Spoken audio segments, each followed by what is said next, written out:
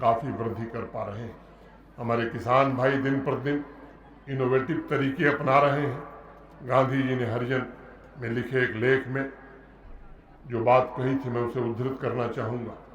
आप भारत के किसान से बात शुरू कीजिए, जैसे ही वह अपना मुंह खोलता है उससे बुद्धिमत्तापूर्ण बातें निकलनी आरंभ हो जाती हैं। मैं मानता हूँ कि हमारा किसान अलग अलग क्षेत्रों में ऊंची उपलब्धियां प्राप्त करने की क्षमता रखता है, और उसी को ध्यान में रखते हुए कृषि के उद्यमों से जोड़ा जा रहा है। कृषि को, नौजवानों को भी नए बिजनेस इंटरप्राइज शुरू करने के लिए सपोर्ट सिस्टम स्थापित किया जा रहा है, और ये प्रक्रिया निरंतर चल रही है।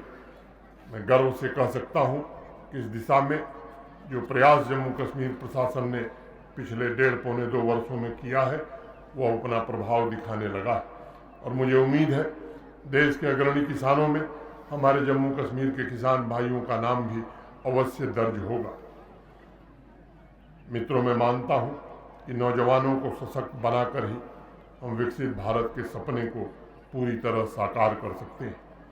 गांधी जी ने कभी कहा था कि जिम्मेदारी युवाओं को मृदु और संयमी बनाती है, ताकि वे अपने दायित्वों का निर्वहन करने के लिए तैयार हो सकें। जम्मू कश्मीर में लंबे समय तक यहाँ का युवा सरकारी नौकरी पर ही आश्रित हुआ करता था। उनके स्वरोजगार के सपनों को पूरा करने का पिछले कुछ वर्षों में गंभीर प्रयास हुआ है।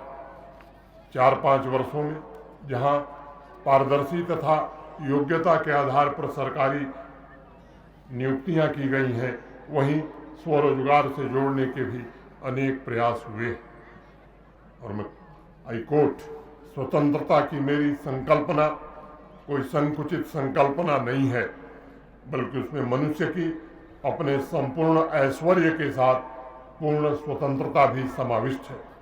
उन आदर्शों पर चलकर देश तथा जम्मू कश्मीर के खेती किसानी से जुड़े हमारे भाई बहन आगे बढ़ रहे हैं, और मैं आज कह सकता हूं कि एग्रीकल्चर सेक्टर में आमूल चूल बदलाव के प्रयत्न किए गए हैं।